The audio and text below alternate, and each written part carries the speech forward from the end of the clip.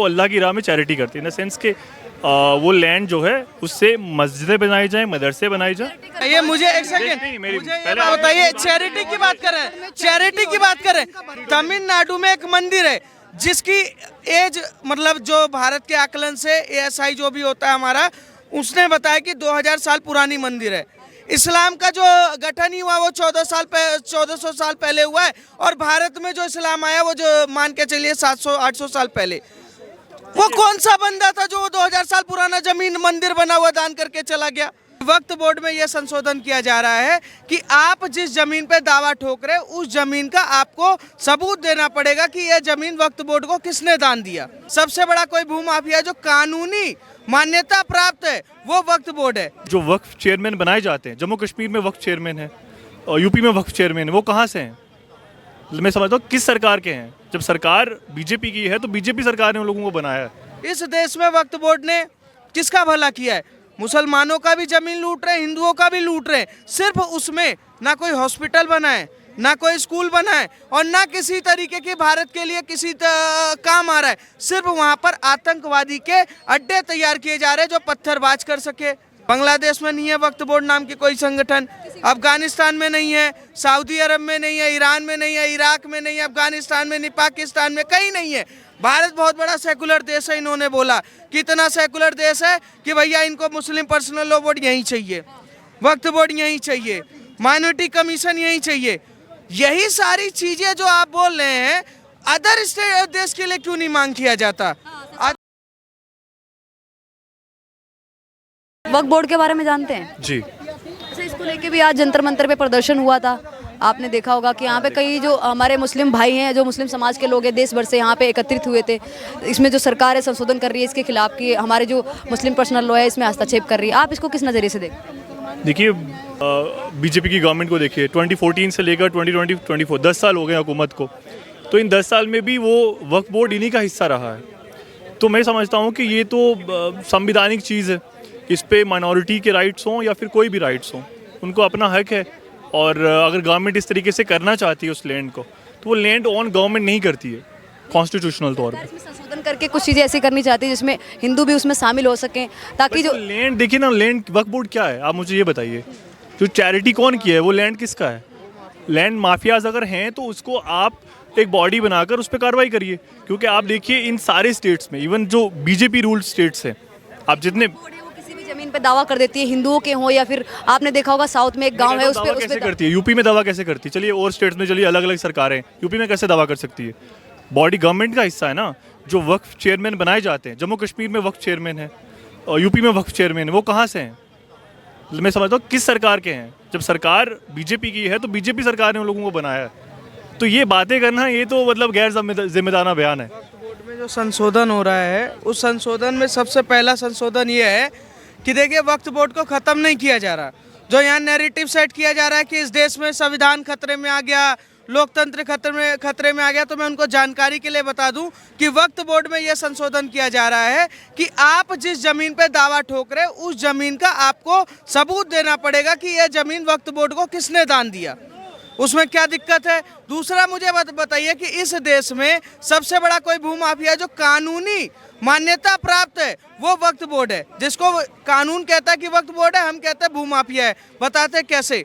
कि आप ये सोचिए कि इनकी ज़मीन है, ये कांग्रेसी होंगे भले ही, इनकी ज़मीन है, ठीक है, इनके ज़मीन पर वक्फ बोर्ड दावा पेश कर सकता है। ना वो सुप्रीम कोर्ट जा सकता है, ना वो हाई कोर्ट जा सकता है, उसको इनके ही वक्फ बोर्ड के उसमें जाना होगा पैनल में, और जो कि लखनऊ में वहाँ पर जांच करानी पड़ेगी। वो तय करेगा कि आपकी ज़मीन है कि नहीं है, वो बताएगा। और उस पैनल में कौन बैठा हुआ है? 5 इन्हीं के वो बैठे हुए। मुझे दूसरा कारण बताइए कि सरकार कह रही है कि इसका हम ट्रायल लेके चलेंगे कि अगर किसी के ज़मीन पे दावा होता है तो वो पुलिस में भी जा सकता है, हाई कोर्ट भी जा सकता है, और इसकी पूरी जांच जितनी भी वक्फ बोर्ड की ज़मीन है वो सारी की सारी ज़मीन पर वहाँ का जो डीएम होगा, जो भी कलेक्टर होगा, वो लगातार निगरानी रखेगा। उसको दिखाना होगा कि ये ज़मीन है कि नहीं। अब मैं कानूनी उस पर बात कर रहा हूँ। पुराने टाइम में आईफोन नहीं था, आज आईफोन है, तो टेक्नोलॉजी में बदल आई नहीं आई है। पहले लाइट नहीं था, आज लाइट है, बिजली है। तो वही चीज है कि पुराने कानून को ढोने से अच्छा है कि उसको नया टेक्नोलॉजी तैयार किया जाए, जिसको सरलता रूप से कहीं ना कहीं दिखाया जाए। इस देश में वक्फ बोर्ड ने किसका भला किया है? मुसलमानों का भी जमीन लूट रहे हैं, हिंदुओं का भी लूट रहे हैं। सिर्फ उसमें ना कोई हॉस्पिटल बना है, ना कोई स्कूल बना है, और ना किसी तरीके की भारत के लिए किसी काम आ रहा है। सिर्फ वहाँ पर आतंकवादी के अड्डे तैयार किए जा रहे हैं जो पत्थरबाज कर सके, ठीक है, जो देश में टुकड़े टुकड़े के नारे लगा सके। तो ऐसे जमीनों को कहीं ना कहीं ध्वस्त करना जरूरी है। अब मैं कहता हूँ भारत सबसे पहले, भारत में न श्रीलंका में, मैं बात करता हूँ बांग्लादेश की, बांग्लादेश में नहीं है वक्फ बोर्ड नाम की कोई संगठन, अफगानिस्तान में नहीं है, सऊदी अरब में नहीं है, ईरान में नहीं है, इराक में नहीं है, अफगानिस्तान में नहीं, पाकिस्तान में कहीं नहीं है। भारत बहुत बड़ा सेकुलर देश है। इन्होंने बोला कितना सेकुलर देश है कि भैया इनको मुस्लिम पर्सनल लॉ बोर्ड यहीं चाहिए, वक्फ बोर्ड यहीं चाहिए, माइनॉरिटी कमीशन यहीं चाहिए।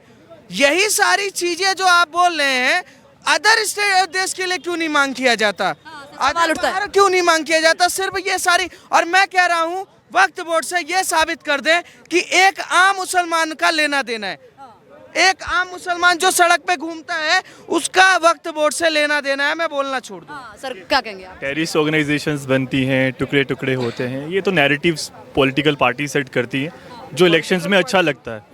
इस मुल्क में सब लोग साथ मिलकर रहते हैं, कोई किसी का नहीं। अपने धर्म के बारे में पढ़ने से, देखिए आपने कहा वक्फ है क्या, चैरिटी, लैंड ऑफ चैरिटी जो मुस्लिम्स करते हैं, अपने उसको आप चैरिटी करते हैं, वो अल्लाह की राह में चैरिटी करते हैं, इन द सेंस के वो लैंड जो है उससे मस्जिदें बनाई जाएं, मदरसे बनाए जाएं। करते हैं वो तो ठीक है, लेकिन अपने आप खुद कब्जा जमा लेना, उसको घोषित कर देना कि ये वक्फ बोर्ड की है, ये भी बहुत सारी चीजें से सामने। बताइए मुझे एक सेकंड, मुझे ये बताइए, चैरिटी की बात कर रहे हैं, चैरिटी की बात कर रहे हैं।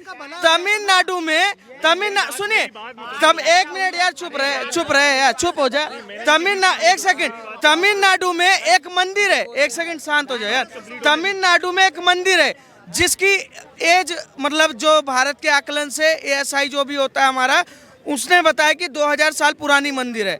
इस्लाम का जो गठन ही हुआ वो 1400 साल पहले हुआ है, और भारत में जो इस्लाम आया वो जो मान के चलिए 700-800 साल पहले। वो कौन सा बंदा था जो 2000 साल पुराना जमीन मंदिर बना हुआ दान करके चला गया? मेरे जमीन की, मैं कहता हूँ मेरे बाप दादा दादा दादा परदादा दादा पता नहीं की जमीन थी, ना दान हुआ ना कुछ हुआ, मेरे कागज मेरे पास पूरे हैं, जबरदस्ती आई जी ये मेरी जमीन है। ये क्या मतलब है?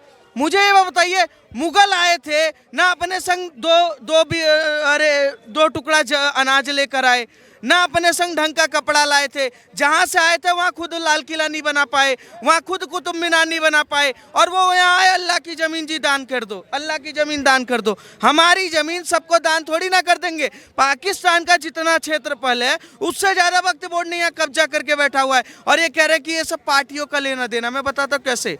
वक्फ बोर्ड की ज़मीन बताता हूँ, वक्फ बोर्ड की जमीन, मैम एक मिनट, वक्फ बोर्ड, अरे मैं आप टोकेंगे तब ना जवाब होगा। वक्फ बोर्ड की, सुन एक सेकंड, वक्फ बोर्ड की जमीन ये कह रहे हैं कि टेररिस्ट को यूज नहीं हो रहा। दिल्ली में अहमदुल्ला खान वक्फ बोर्ड का अध्यक्ष है, उसने ओखला और शाहीन बाग के तरफ में किसको बसा रखा है आपको पता है?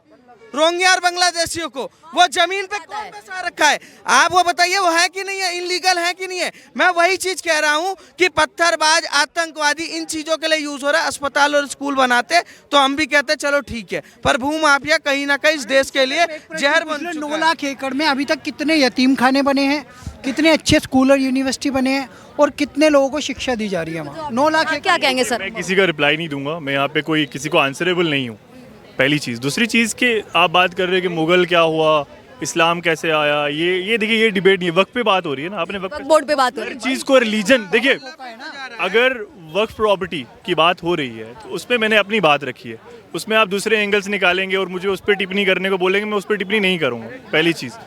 दूसरी चीज़ ये है कि पूछ नहीं है, मैं उस नफरती चिंटू नहीं हूँ, मैं वो बात नहीं करूँगा, मैं नफरती चिंटू मिंटू नहीं है, ये चिंटू मिंटू की बात ही नहीं है। मैं साफ सीधी बात बताऊंगा, ये तो सिर्फ मोहब्बत का झूठा नाटक है।